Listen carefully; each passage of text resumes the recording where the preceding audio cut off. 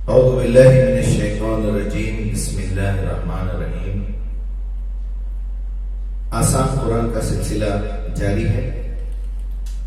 سورہ بقرہ چل رہا ہے، یہاں سے دوسرا پارہ بھی ہم پڑھ رہے ہیں، اس میں دوسرے پارے میں ہی شامل ہو جاتا ہے۔ اس کی آیت نمبر 153 سے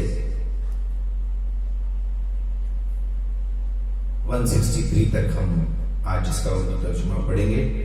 یہاں سے اس کی شروعات ہو رہی ہے، یا ایھا الذین آمنوا استعینوا بالصبر والصلاۃ استعینوا بالصبر والصلاۃ ان اللہ مع الصابرین۔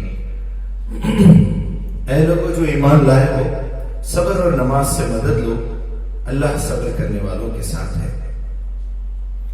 اور جو لوگ اللہ کی راہ میں مارے جائیں انہیں مردہ نہ کہو، ایسے لوگ تو حقیقت میں زندہ ہیں مگر تمہیں ان کی زندگی کا شعور نہیں، تمہیں ان کی زندگی کا شعور نہیں ہوتا، اور ہم ضرور تمہیں خوف و قدر، فاقہ کشی، جان و مال کے نقصانات اور آمدنیوں کے گھاٹے میں مبتلا کر کے تمہاری آزمائش کریں گے۔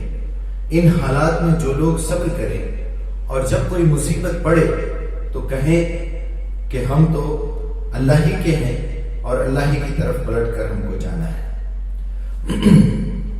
انہیں خوشخبری دے دو، ان کے رب کی طرف سے ان پر بڑی عنایات ہوں گی، اس کی رحمت ان پر سایہ کرے گی، اور ایسے ہی لوگ راست رو ہیں۔ یقیناً صفا اور مروہ اللہ کی نشانیوں میں سے ایک نشانی ہے، لہذا جو شخص بیت اللہ کا حج یا عمرہ کرے اس کے لیے کوئی گناہ کی بات نہیں ہے کہ وہ ان دونوں پہاڑوں کے درمیان سعی کرے اور برضا و رغبت کوئی بھلائی کا کام کرے گا۔ اللہ کو اس کا علم ہے اور وہ اس کی قدر کرنے والا ہے۔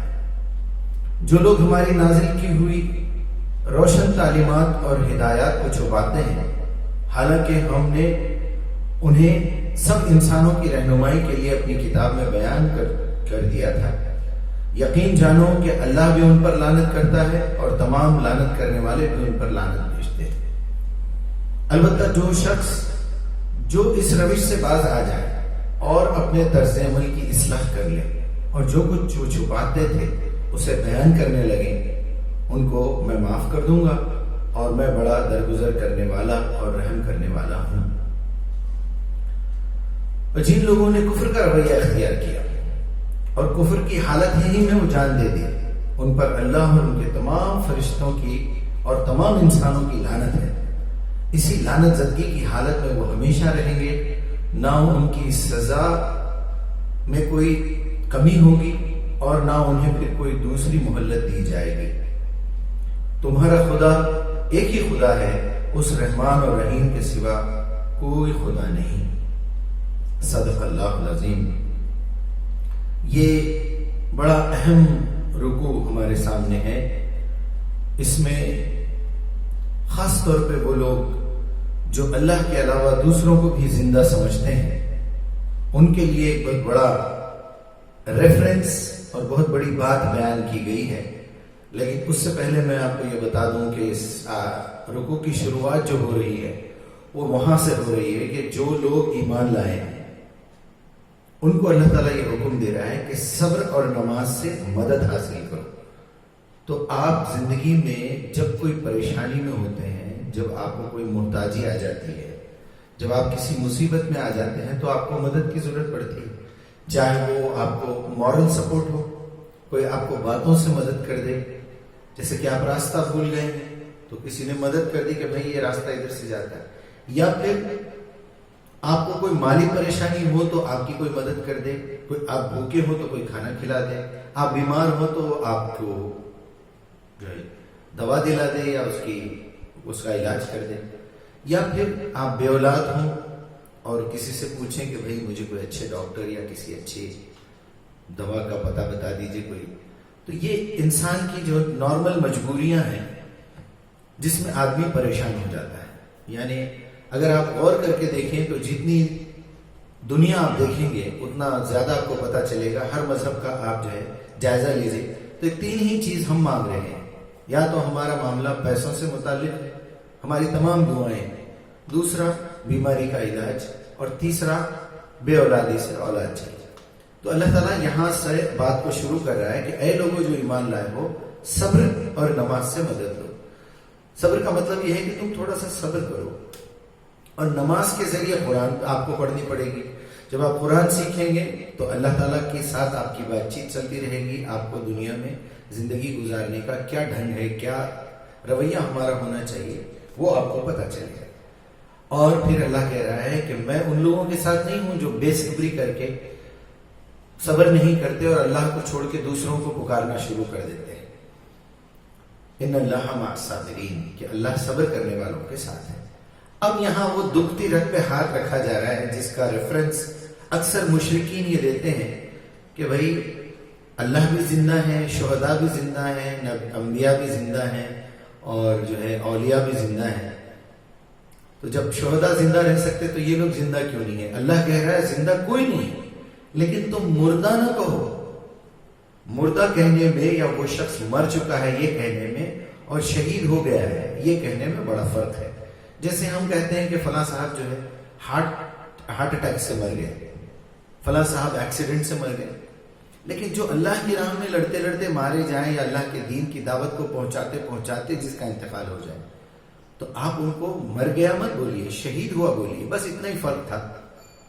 پھر آگے اللہ تعالیٰ اس بات کو کلیئر کر رہا ہے کہ وہ اللہ کے ہاں زندہ ہے عالم ارواح میں، اور اللہ ان کو رزق دے رہا ہے، لیکن تمہیں ان کی زندگی کا شعور نہیں ہوا، تم لا تشکرون، صاف صاف یہ بات کلیئر ہے کہ تمہیں اس کا شعور نہیں ہے۔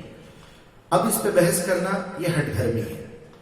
اب وہاں مصیبت زدہ لوگوں کا یا ایھا الذین آمنوا استعینوا بالصبر والصلاۃ ان اللہ مع الصابرین یہ بول دینا، اس کے فوری بعد یہ آیت لا دینا کہ بھائی جو لوگ اللہ کی راہ میں مارے جائیں، وَلَا تَقُولُوا لِمَنْ يُقْتَلْ فِي سَبِيلِ اللَّهِ أَمْوَاتٌ، اسی آیت کے ٹکڑے کا یہ لوگ سہارا لیتے ہیں۔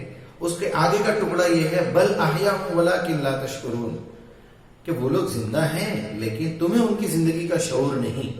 پھر اس کے بعد اس کی دکھتی رگ پہ اللہ یہاں ہاتھ رکھ رہا ہے کہ تم انہیں مردہ نہ کہو، ایسے لوگ تو حقیقت میں زندہ ہیں مگر تمہیں ان کی زندگی کا شعور نہیں ہوتا، اور ہم تمہیں ضرور آزمائیں گے، خوف سے، خطرے میں ڈالیں گے، زندہ فاقہ کشی میں، جان و مال کے نقصان میں، اور آمدنیوں کے گھاٹے میں مبتلا کر کے ہم تمہاری آزمائش کریں گے۔ وَلَنَبْلُوَنَّكُمْ بِشَيْءٍ مِّنَ الْخَوْفِ وَالْجُوعِ وَنَقْصٍ مِّنَ الْأَمْوَالِ وَأَنفُسِ وَالثَّمَرَاتِ وَبَشِّرِ الصَّابِرِينَ۔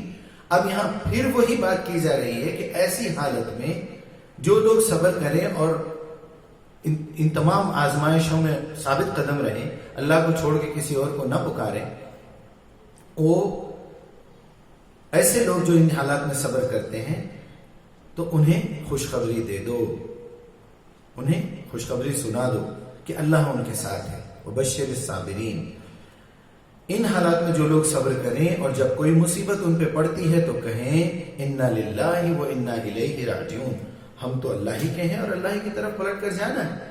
یعنی اس دنیا کی چھوٹی سی زندگی میں اپنی چھوٹی چھوٹی ضرورتوں کے لیے اللہ کو چھوڑ کے مورتیوں کی پوجا کرنا، قبر پرستی کرنا، بزرگان دین کو زندہ سمجھ کے ان کے واسطے وسیلے لگانا، اور کسی اور کو پکارنا اللہ کے علاوہ، چاہے وہ اہل بیت میں سے ہو، چاہے صحابہ میں سے ہو، شہداء میں سے ہو، بزرگان دین میں سے ہو، اللہ تعالیٰ یہ کہہ رہا ہے کہ یہ سب شرک کی باتیں ہیں۔